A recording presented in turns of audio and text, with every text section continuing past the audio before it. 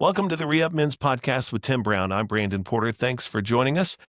ReUp is here to help you be the man that God created you to be. Learn more about ReUp and all the many resources available to you at reuppodcast.com. Tim, we've got an important topic today, sort of two different callings on every Christian man that also can lay over top of one another. And really, that's when it makes for the man who is like Jesus. Yep. Yeah. Servant and leadership, those two words, I guess, in the culture don't necessarily, you would think, go together, because leadership is kind of in the culture is defined more, telling people what to do and, you know, calling all the shots and doing all that. But obviously in Jesus's economy, it's a whole different deal. I mean, he was the greatest leader ever, and his whole, leadership with him started by him being a servant. So, yeah, I'm excited to talk about that a little bit today, because every man has been called to be both of those, Jesus followers. Yeah. Yeah. I think it's interesting in our generation that phrase servant leader. I think it can kind of be taken for granted because it's been a few decades that it's been used and discussed and written about and spoken on and all those sort of things.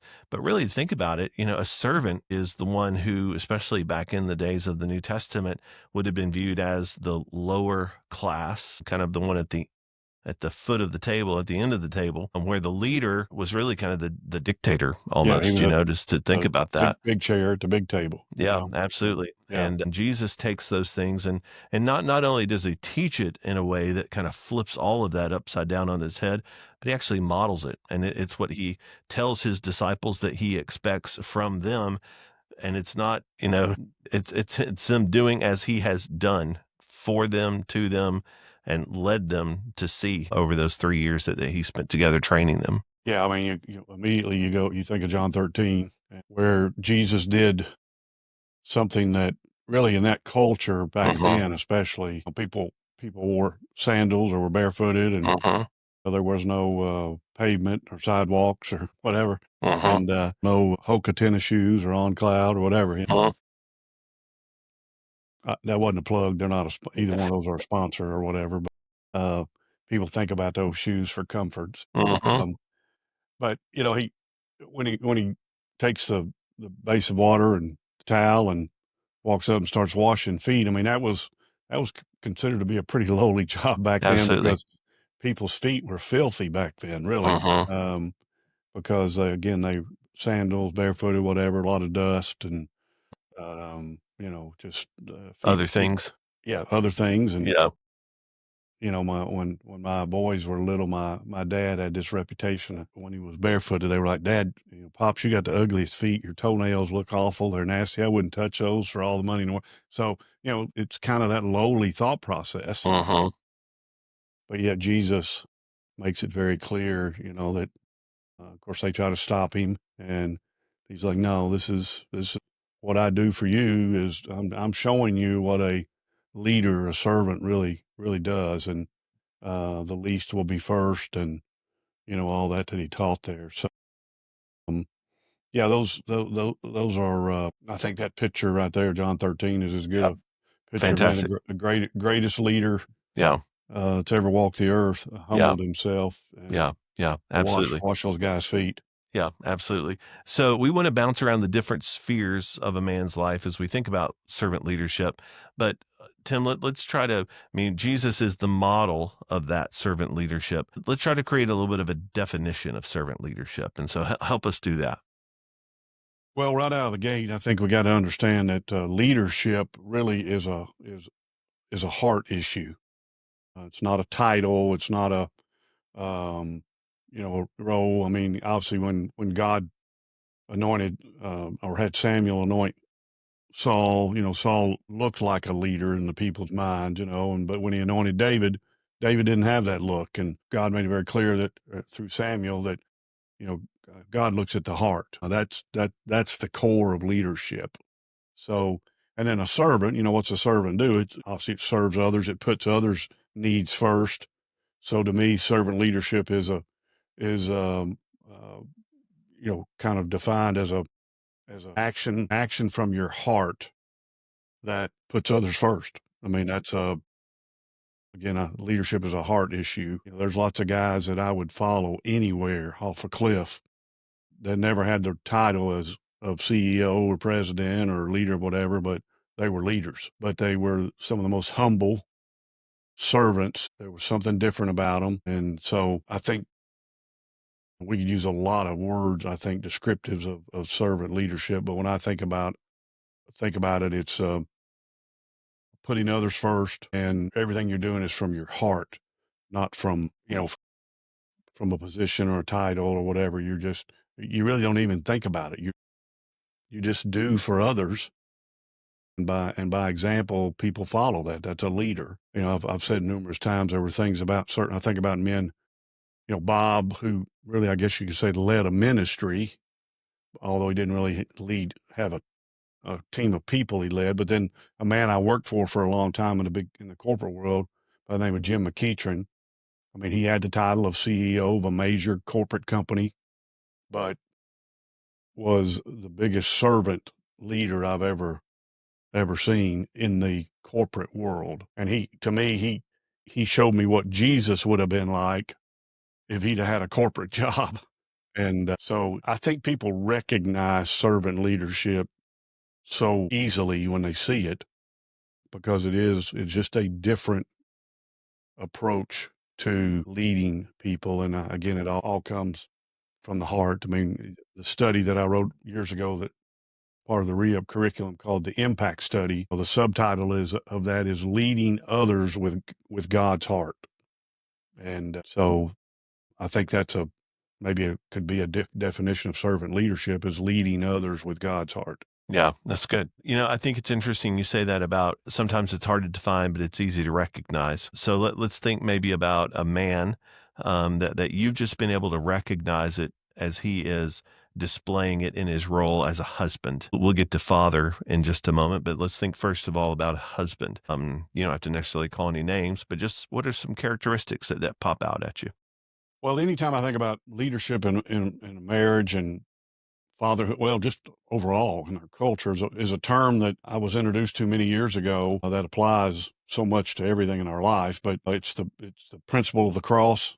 I know I've talked about it before on the podcast, but the principle of the cross is really kind of this thought process. If you take the Trinity and the three persons of the Trinity, everything they did was not for themselves. It was for the benefit of the others in the Trinity. Everything the Son did was for the Father and the Spirit, sir.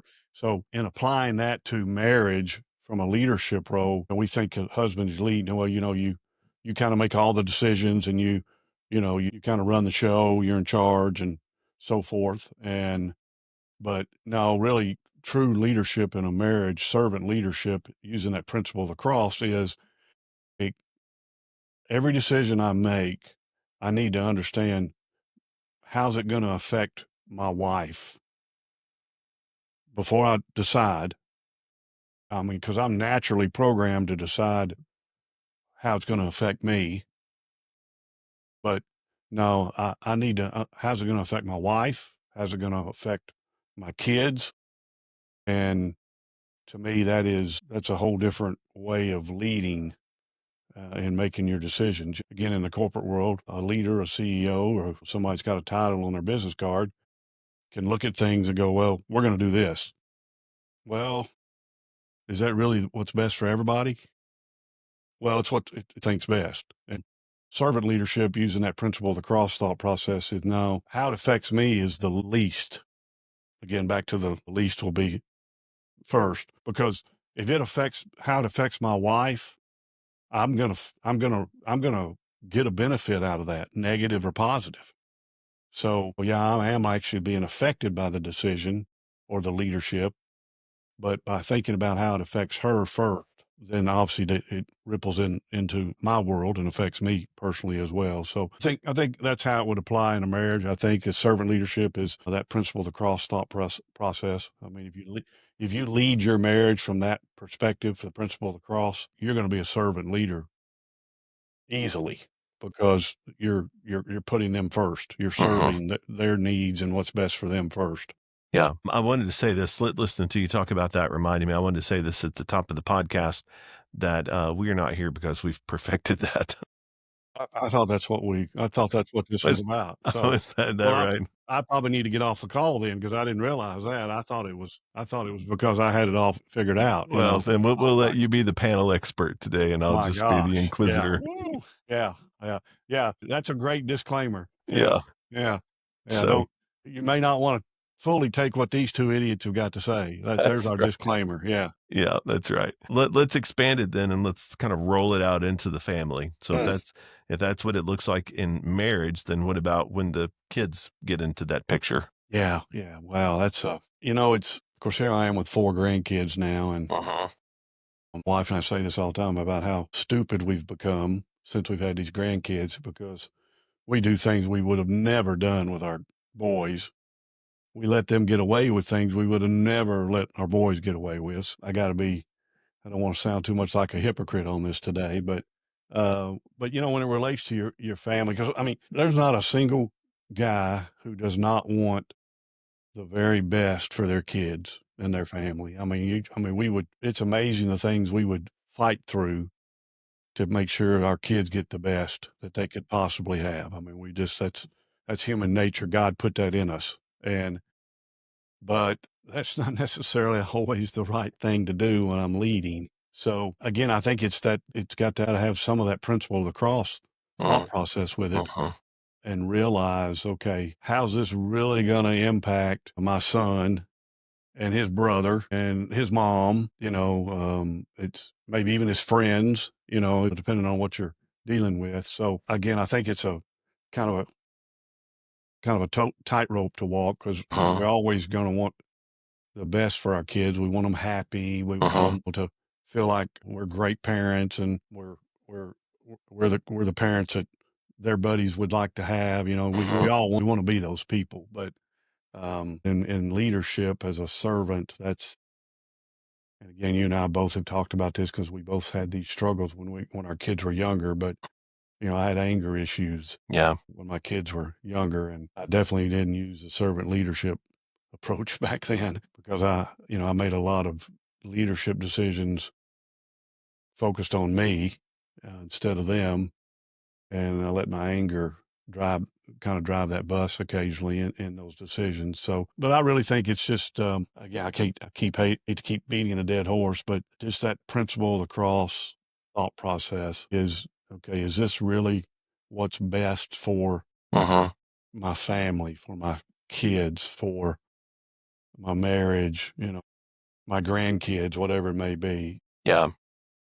I just I think that's an overarching principle that if we can apply that in all the leadership settings that we're in, that principle of the cross, I think it just changes and it automatically allows you to lead from the heart Uh-huh. using that overarching principle of the principle of the cross. Yeah. I do think it's helpful to note that that's not always, like, leading toward the easiest thing. Absolutely not. Think about a doctor. A Tough love. doctor Yeah. knows the best thing for you is at times to inflict pain, to treat the illness or the problem that's going on in your No doubt. body. And that's the same in parenting. Sometimes you have to do hard things that are not gonna win you any popularity contests, but you can do it with the right heart, like you're talking about, trusting the Lord and, trusting that that child is gonna understand the bigger picture at a point of maturity down the road when they can see that picture. I mean, the principle of the cross, the father, he may not look that way, but for the son's benefit, Yeah, he sent him to the cross. yeah, I mean, and my gosh, there was a lot of pain absolutely. involved there, and Jesus willingly went. Yeah, So the son, because he wanted to do what was best for the father, and so again, it's yeah, no way is it. Matter of fact, most of the time there probably will be some pain involved because pain is where perseverance, character, and all those things are developed. And so, yeah, don't get me wrong when I say that applying the principle of the cross is that's always the easy tiptoe through the tulips deal. No, a lot of the times it is the toughest thing, the tough love uh-huh, kind of decisions, but that's what's best. I mean, yeah, the father sent his son to experience, have all the skin stripped off of him, beaten, nailed to a cross. I mean, that horrible, Yeah. but that was what was best. You talk about tough love, that was tough love. Yeah. But it was the principle of the cross thought process. Yeah. And it's interesting to watch, even in the life of Jesus. This is hard for me to get my head around, but even in the life of Jesus in Hebrews 12, it talks about how he humbled himself, taking on the form of a man, going even to death, a death on a cross, which is all the things you've just talked about. But it talks about for the joy that was set before him, that he obeyed his Father for the joy set before him. And so even Jesus in that role as son, there was a process where he realized that his father was leading him onto a very, very difficult pathway, but was leading him to the greatest joy that he could know in obedience to the Father, in becoming the Savior of the world through his life, death, and resurrection. I mean, so even there in the picture of Jesus as servant leader, we see humility, hardship, joy. We see it all there together mixed in that model. Yeah, that's a great point. For Yeah, how some helpful. reason, while we were sitting there talking, it dawned on me that I think back to when I was a kid, and my dad was a veterinarian. He was a workaholic, busy man. He just worked all the time, and we lived on a farm, and I just wanted to go out and play baseball or football or whatever every day. Get up, ride my bike, go over to my buddies. We'd play baseball all day. Whatever. I mean, that's what I wanted to do. But no, my dad would get me up out of bed, and we raised few acres of tobacco in the summer, and he would get up before he would go to work.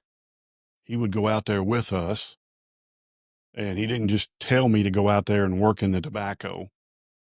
And I hated it. And from my perspective, that was not good leadership, him having me do that. But he'd go out there with us. He would lower himself, for lack of a better term, and do the work with us. And then he might have to leave, and then we would continue to do what needed to be done out there. And I hated it. And I hated him because of that. But I look back on it today, and, what I went through in my life when we lost everything in a business deal when I was an adult. All I knew to do to get myself back where I needed to be was to get up every day and work my tail off. Well, I learned that from his servant leadership, even though I hated it and I hated him at the time. But looking back on it now, that was some of the best servant leadership I could have ever gotten, because later in life, I applied that principle of working that I learned from him. We wouldn't be where, I'm not saying we're at some significant point today, but we'd have never gotten out of the hole we were in if I'd have just not had that example way back when I was a kid, and I could refer back to it from a leadership perspective. He led as a servant. He got out there and worked. He didn't just tell us to do it. He went out there and showed us how to do it. He did it. And then I understood later in life, when things were tough, that's just what I needed to do. Yeah. Even though, again, I hated it when I was a kid and I hated him. Hmm.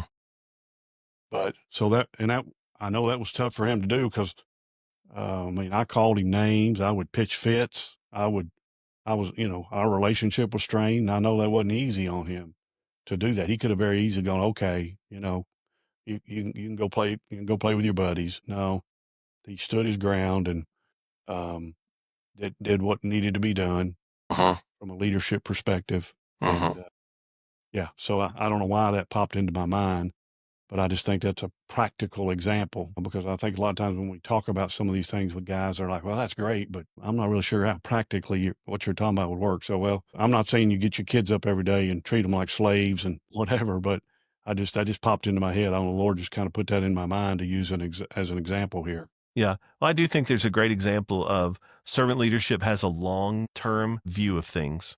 So, it would be easier, like to go to your example, it might have been easier for him to do the work by himself. It would have been easier for him just to hire someone, hire other men to come and do the work. Absolutely. Absolutely. And so sometimes servant leadership drives us to do the harder thing because we know that there will be a long-term benefit to those who are serving. and it's not going to be an instant response or result. It's going to take that work of investment, of shaping, of reshaping, all of those things, but it will pay off one of these days. Yeah, I mean, I got to believe it was painful for him to know that he wasn't one of my favorite people. Right. I made it very clear, and that if I mean that I know that would hurt me if one of my boys Right. did that, Yeah. but he knew it was the right thing, and he stuck to his guns, and I would, I mean, I've told him now as an adult, thank goodness I've gotten the opportunity that he's still around. I've been able to tell him, I'm sorry I was that way. I know what you were doing and what it taught me. And I'm so fortunate because of you being that way and you leading me in that manner. Yeah. Yeah, that's good. Talk a little bit about the impact study. You mentioned it earlier, kind of coming toward the end here, Yep. and I want to make Yep. sure because this is not a one-time thing and you're done. It's Yeah. easier to move in this direction with a group of guys than it is on your own, and so the impact study could be a real help along that Yeah. journey. It's an 18-week study that I wrote. Really, it was the next study, the third study I wrote after the identity study. Hmm. Um, because really felt like, I wrote the identity study, learning our identity, and then I wrote the intimacy study and helping how you can now you know who you are. That should cause you to want to spend a lot of time with him Hmm. and what that looks like. And then from there, automatically, because of knowing your identity and as you spend time with him and you're a leader right out of the gate. I mean, if you're breathing, you're a leader. So what's that look like then? So when I put this together, I went and used David and Saul. Most of this study comes out of First and Second Samuel, because initially Saul was picked as a king and came out of the gate pretty strong as a leader, but then he wasn't leading from his heart, from God's perspective. It was all about him, which that can happen very easily in leadership. And then we see David being anointed and him leading. He didn't always get it right either. But, David was known as a man after God's own heart, and I think he's a great example of what that looks like from a leadership perspective. So the whole study's based around that, and really understanding that if you're going to lead the way God intends for you to lead, it's all about your heart and pursuing God's heart, Yeah, because that's that's where good. it all comes from. Yeah, fantastic. Of course, you can find that resource at reuppodcast.com. We mentioned that earlier. The platform, you can find access to that where everything that ReUp has, the man journey, everything is there and lots of other resources. Reuppodcast.com. Make sure to subscribe to this podcast if you would. We'd love for you to have us join us regularly. You can subscribe to our YouTube channel or you can find it on your favorite podcast platform and listen to it often. If you're new, there are lots of back episodes, some very relevant issues that Tim and I have been talking about, and I think it'd be a great help to you. Maybe even share it with some friends. We're so glad that you've listened. Thanks for being a part of this. Let us know if there's any way that we can help, and you can contact us through our website, reuppodcast.com. This is the ReUp Men's Podcast with Tim Brown.